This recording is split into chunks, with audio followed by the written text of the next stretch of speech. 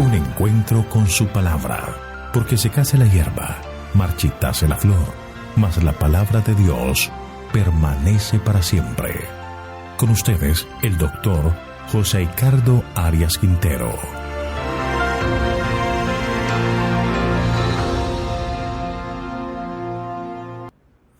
Hoy vamos a estudiar Segundo de Crónicas, capítulo 20. Derrota de Moab y Amón.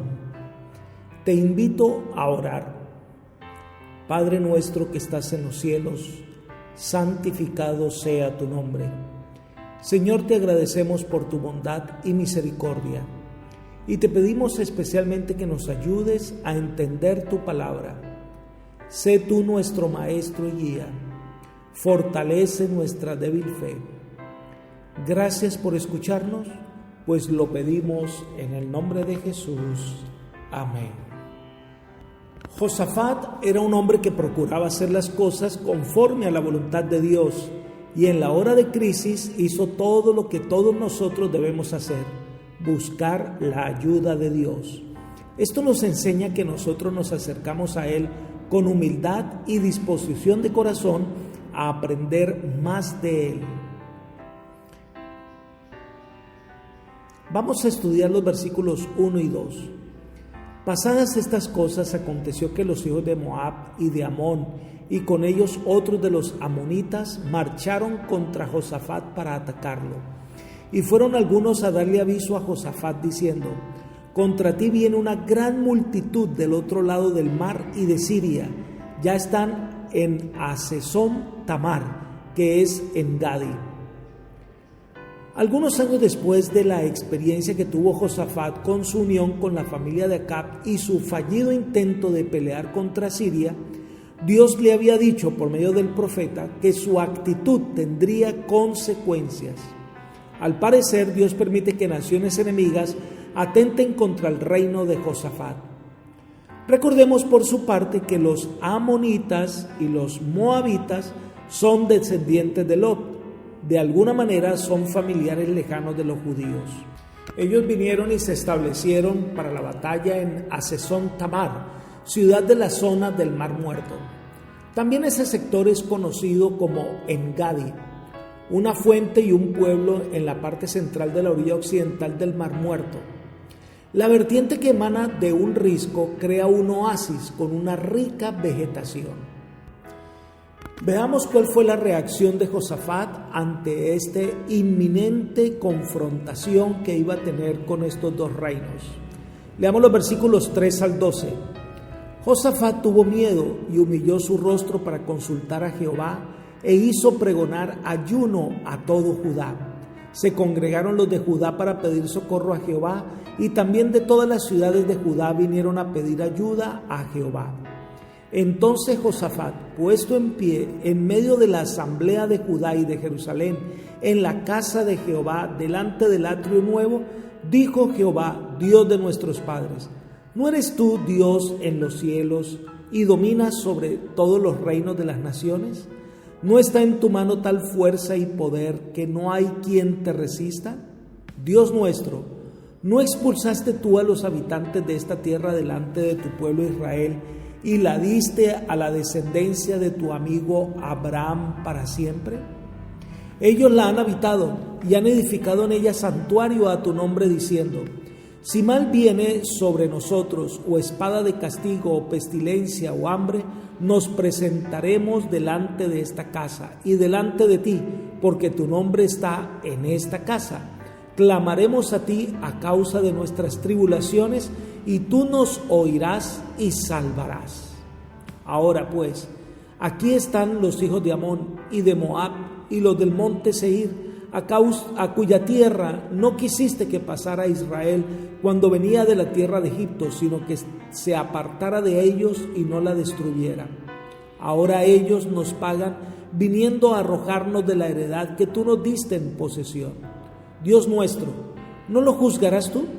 Pues nosotros no tenemos fuerza con que enfrentar a la multitud tan grande que viene contra nosotros.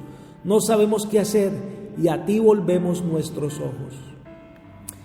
Hay varias cosas que debemos considerar en este pasaje. Número 1, Josafat tuvo temor. No está mal tener temor cuando se afronta un peligro, pero es malo sucumbir ante el temor. Los fuertes y valientes tienen con frecuencia temores, pero a pesar de sus temores avanzan y son resueltos.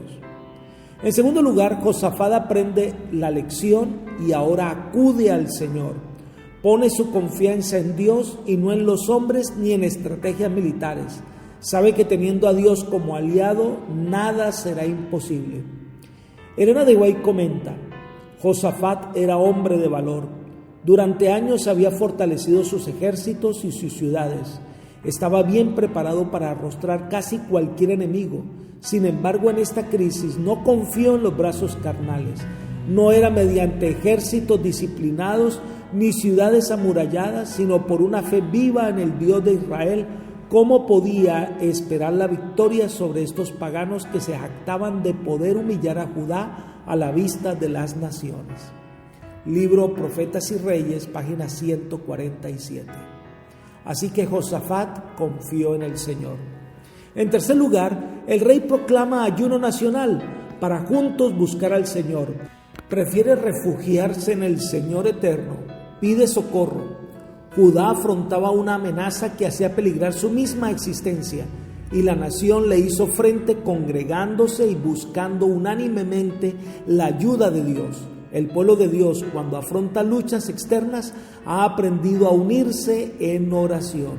Convocó al pueblo a una asamblea y se encontraron en el frente del templo. En cuarto lugar, lo que hace el rey es resaltar que el Dios de los cielos es el que les ha dado este territorio donde viven. Josafat sabía que Dios regía toda la tierra y que sus enemigos triunfaran ahora, eso traería oprobio sobre el nombre del Señor. Por eso lo invocó, para que se vindicara el pueblo de Dios ante los paganos. En quinto lugar, menciona algo interesante el versículo 7. La diste a la descendencia de tu amigo Abraham para siempre. Esta es la primera vez que aparece la expresión Abraham, amigo de Dios, y se repite 2 veces más en la Biblia. Una es en Isaías 41:8, dice: pero tú, Israel, siervo mío eres, tú, Jacob, a quien yo escogí, descendencia de Abraham, mi amigo. Así que reconoce que Abraham es amigo de Dios. Y la otra es Santiago capítulo 2 versículo 23. Y se cumplió la escritura que dice: Abraham creyó a Dios y le fue contado por justicia, y fue llamado amigo de Dios. Era la auténtica confianza de Abraham en Dios, era una relación íntima con el Eterno. Ese es un ejemplo que todos debemos tratar de imitar. En sexto lugar, se destaca en este pasaje de 2 de Crónicas 20 que entonces la presencia de Dios era una realidad. El templo era el lugar donde era el encuentro con su pueblo. Cuando se dedicó a ese lugar, Dios habitaría en medio de su pueblo, así que Josafat reclama el cumplimiento de esa promesa. Séptimo lugar, se destaca la bondad de Dios. Se demuestra en que a pesar de todo, Dios les había preservado una tierra a los hijos de Amón y Moab.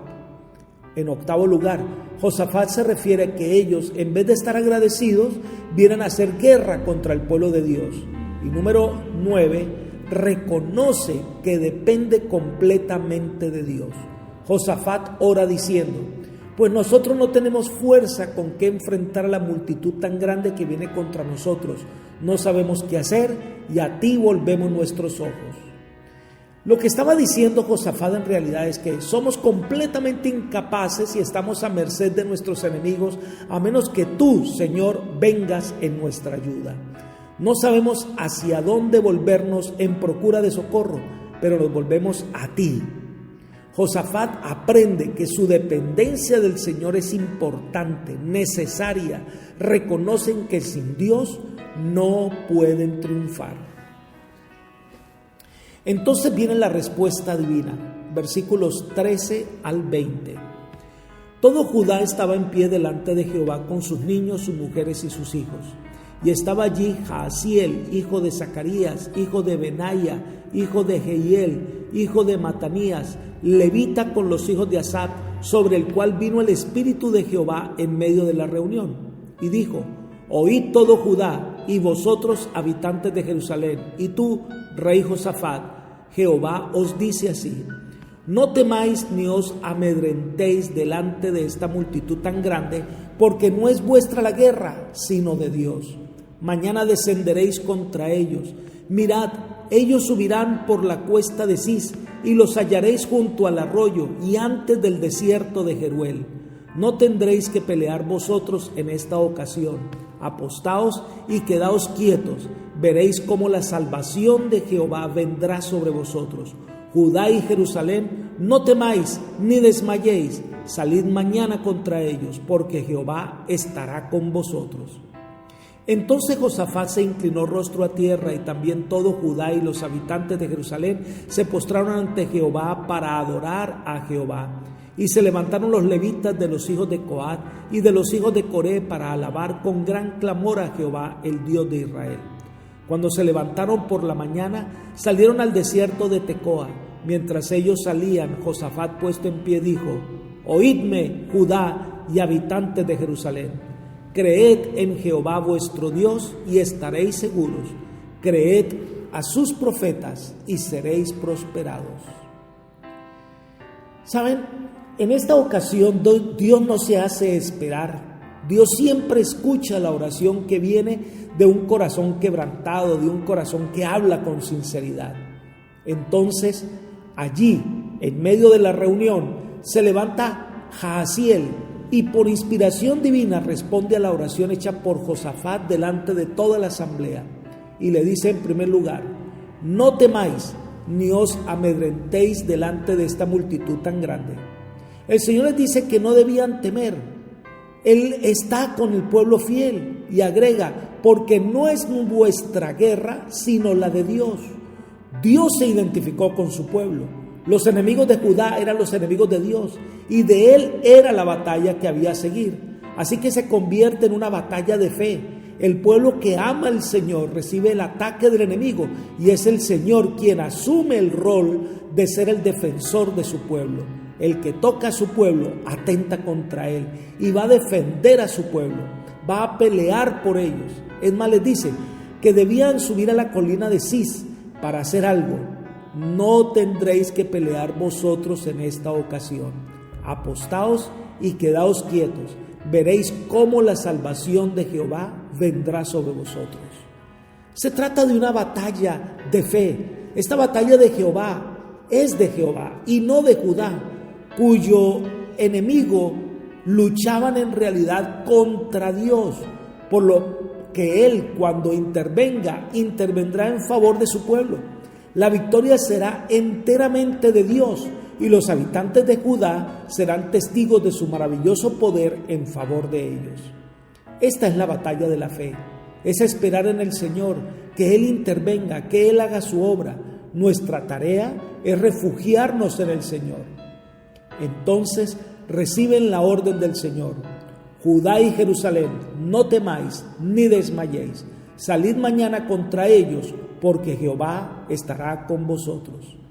Josafat y el pueblo se inclinan ante el Señor. Josafat y el pueblo agradecieron a Dios por la victoria prometida. No había comenzado todavía la batalla, pero se aceptó la promesa del Señor. Se honra a Dios cuando su pueblo demuestra suficiente fe al agradecerle por las bendiciones y victorias prometidas. Y el pueblo comenzó a alabar a Dios como si hubieran ganado la batalla. Fue una notable ofrenda de alabanza antes de la victoria y no después de ella. El pueblo agradeció a Dios tan pronto como le dio la promesa de la victoria. Y entonces Josafat agrega un mensaje que todos nosotros debiéramos prestar suprema atención. En el versículo 20 dice: creed en Jehová vuestro Dios y estaréis seguros. No hay nada que proporcione más confianza y seguridad al ser humano que creer en el Señor. Nadie está verdaderamente firme hasta que se afirme en Dios. Y agrega: creed a sus profetas y seréis prosperados. En el sistema judaico antiguo, esto se cumplía tanto material como espiritualmente. Dios enviaba a sus profetas en primer lugar para que pudieran originar una regeneración espiritual en el corazón de su pueblo. Pero cuanto mayor era la prosperidad espiritual de una nación, más segura era la prolongación de su prosperidad material. Veamos el desenlace de esta historia, versículos 21 al 30. Después de consultar con el pueblo, puso a algunos que, vestidos de ornamentos sagrados, cantaran y alabaran a Jehová mientras salía la gente armada y que dijeran: glorificad a Jehová, porque su misericordia es para siempre. Cuando comenzaron a entonar cantos de alabanza, Jehová puso emboscadas contra los hijos de Amón, de Moab y de los montes de Seir que venían contra Judá, y se mataron los unos a los otros, porque los hijos de Amón y Moab se levantaron contra los de los montes de Seir para matarlos y destruirlos. Y cuando acabaron con los del monte Seir, cada cual ayudó a la destrucción de su compañero.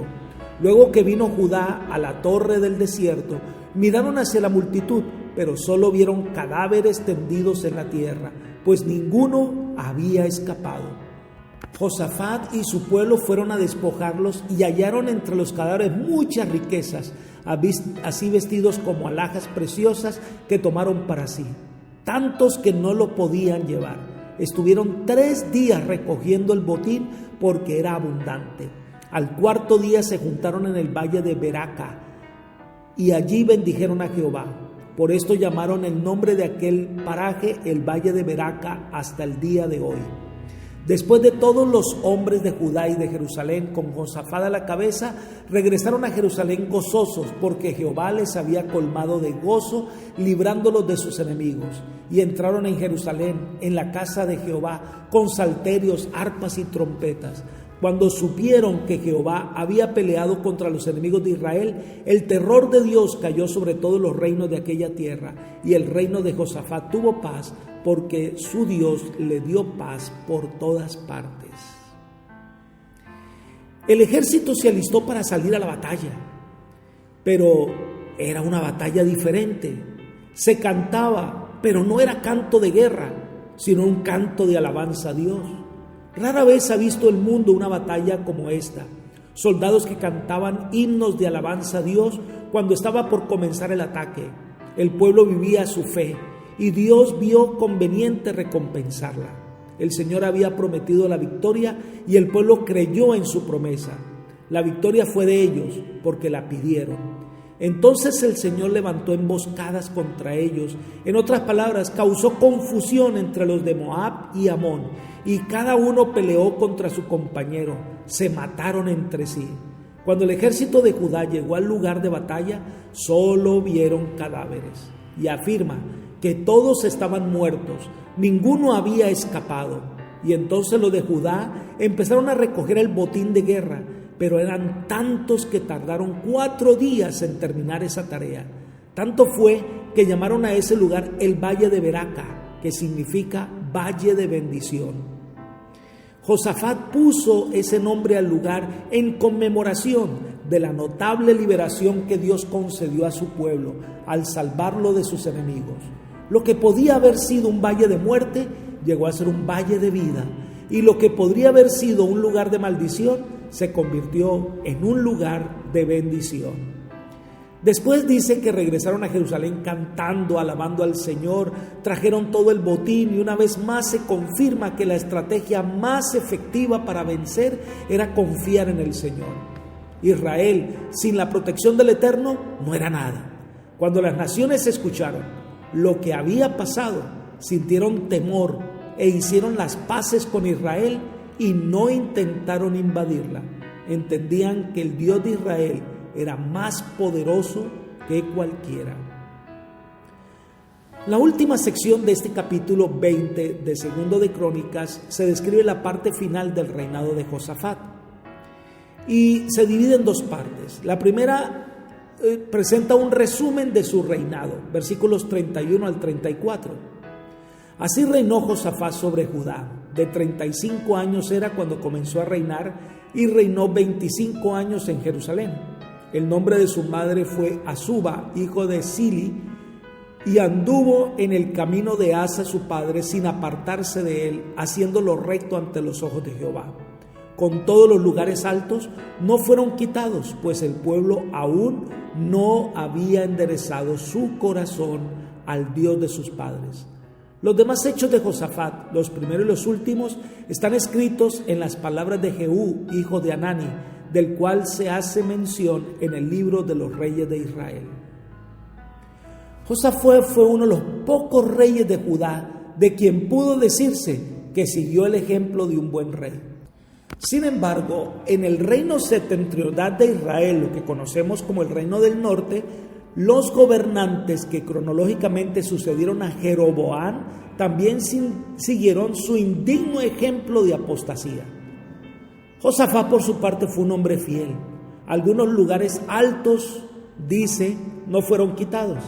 Quizás esto signifique que Josafat quitó los lugares de culto más viles, tales como los que tenían imágenes de acera, pero permitió que permanecieran algunos santuarios no autorizados para la adoración de Dios. Como también pudo haberlos eliminado y algunos fueron restaurados después. Aunque no se menciona, específicamente se destaca las construcciones que emprendió Josafat, el poder de sus ejércitos y su victoria sobre Moab y Amón y los montes de Seir. Se menciona que esto está registrado en el libro de Jehú, hijo de Hanani, pero que no fue incluido en el canon bíblico. No llegó a conocerse este libro. Sabemos que Josafat fue un rey justo que amó al Señor de corazón y le sirvió. Pero algo que empaña la vida de este hombre fiel fue su relación con la familia de Acab y Jezabel. Los versículos 35 al 37 registran: pasadas estas cosas, Josafat, rey de Judá, trabó amistad con Ocosías, rey de Israel, el cual era dado a la impiedad, y se asoció a él para construir naves que fueran a Tarsis, y construyeron las naves de Esión-Geber. Entonces Eliezer, hijo de Dodaba, el de Maresa, profetizó contra Josafat diciendo: por cuanto te has aliado con Ocosías, Jehová destruirá tus obras. Y las naves se rompieron y no pudieron ir a Tarsis. Ocosías era rey de Israel.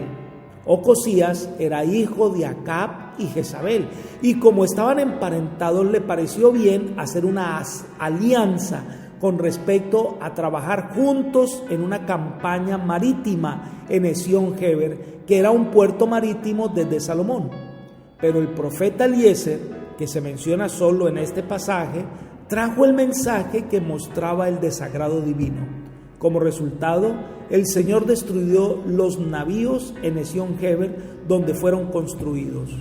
Debido a esto, Josafat no quiso renovar este convenio con Ocosías, y ante la muerte de Josafat, pues empieza a gobernar su hijo Joram. Apreciados amigos y hermanos, Dios pelea por nosotros. Él es el general de nuestra vida.